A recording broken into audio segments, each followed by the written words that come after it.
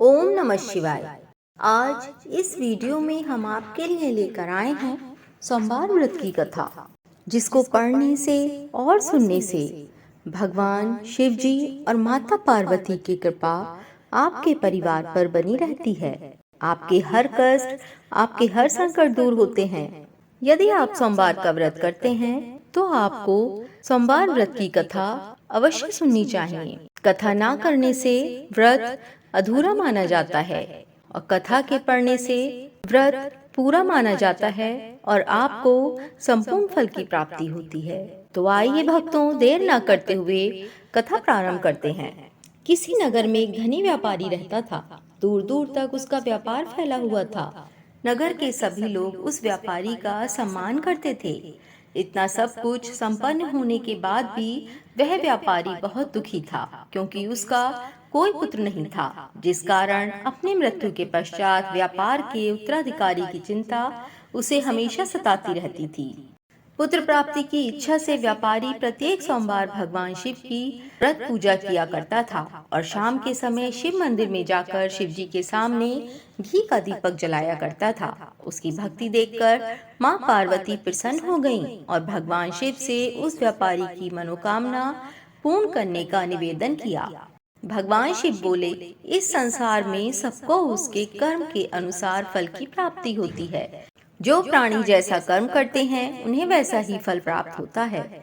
शिवजी द्वारा समझाने के बावजूद माँ पार्वती नहीं मानी और उस व्यापारी की मनोकामना पूर्ति हेतु वे शिवजी से बार बार अनुरोध करती रहीं। अंततः माता के आग्रह को देखकर भगवान भोलेनाथ को उस व्यापारी को पुत्र प्राप्ति का वरदान देना पड़ा। वरदान देने के पश्चात भोलेनाथ माँ पार्वती से बोले, आपके आग्रह पर मैंने पुत्र प्राप्ति का वरदान तो दे दिया, परंतु इसका पुत्र 12 वर्ष से अधिक समय तक जीवित नहीं रहेगा। उसी रात भगवान शिव उस व्यापारी के स्वप्न में आए और उसे पुत्र प्राप्ति का वरदान दिया और उसके पुत्र के 12 वर्ष तक जीवित रहने की भी बात बताई।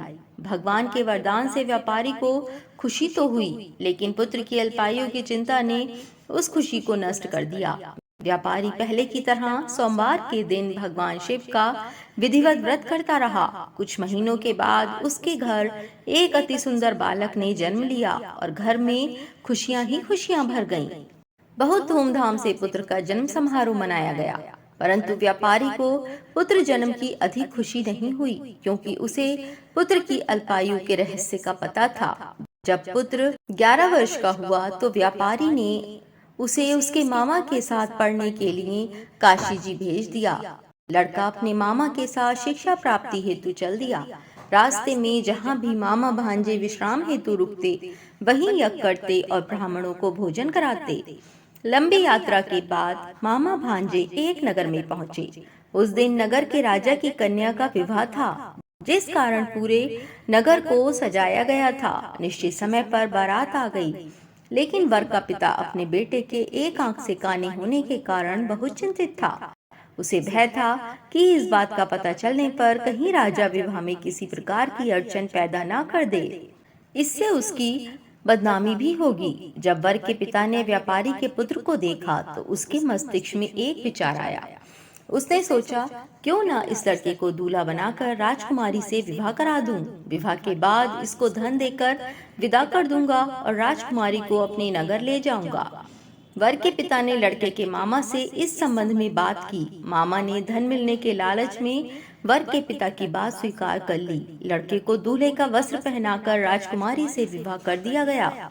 राजा ने बहुत सारा धन देकर राजकुमारी को विदा किया।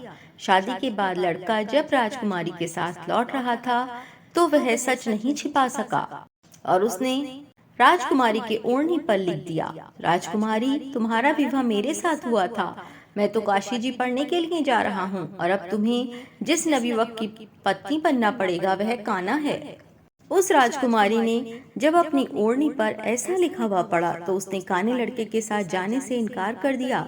राजा को जब ये सब बातें पता लगी तो उसने राजकुमारी को महल में ही रख लिया। उधर लड़का अपने मामा के साथ वाराणसी पहुंच गया और गुरुकुल में पढ़ना शुरू कर दिया। जब उसकी आयु 12 वर्ष की हुई तो उसने यज्ञ किया। यज्ञ के समाप्ति पर ब्राह्मणों को भोजन कराया और खूब अन्न वस्त्र दान किए। रात को वह अपने शयन कक्ष में सो गया। शिव के वरदान के अनुसार शयनावस्था में ही उसके प्राण पखेरु उड़ गए। सूर्योदय पर मामा मृत भांजे को देखकर रोने पीटने लगा। आसपास के लोग भी एकत्र होकर दुख प्रकट करने लगे। लड़के के मामा के रोने विलाप करने के स्वर समीप से गुजरते हुए भगवान शिव और माता पार्वती जी ने भी सुने। माता पार्वती ने भगवान से कहा, प्राणनाथ, मुझे इसके रोने के स्वर सहन नहीं हो रहे हैं। आप इस व्यक्ति के कष्ट को अवश्य दूर करें। भगवान शिव ने माता पार्वती के साथ अदृश्य रूप में समीप जाकर देखा तो भोलेनाथ माता पार्वती से बोले, ये तो उसी व्यापारी का पुत्र है जिसे मैंने 12 वर्ष की आयु का वरदान दिया था। इसकी आयु पूरी हो गई है। माँ पार्वती ने फिर भगवान शिव से निवेदन कर उस बालक को जीवन देने का आग्रह किया।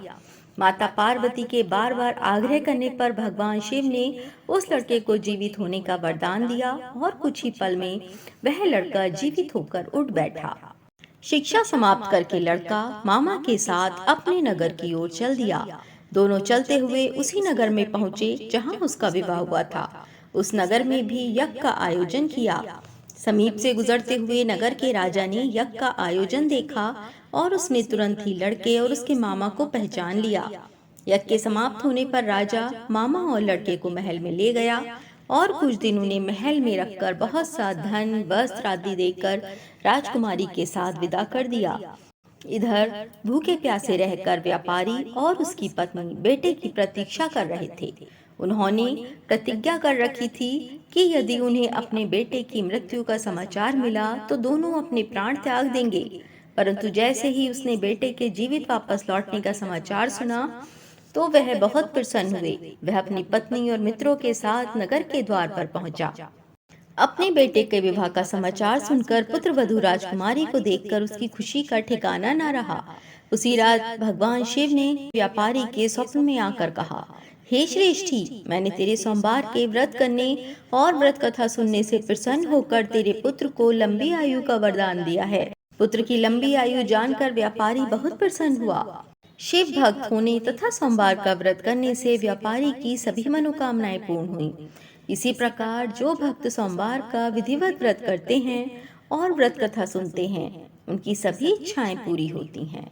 हर हर महादेव। भक्तों, अगर आपको हमारी वीडियो अच्छी लगी हो तो वीडियो को लाइक और चैनल को सब्सक्राइब अवश्य करें। धन्यवाद।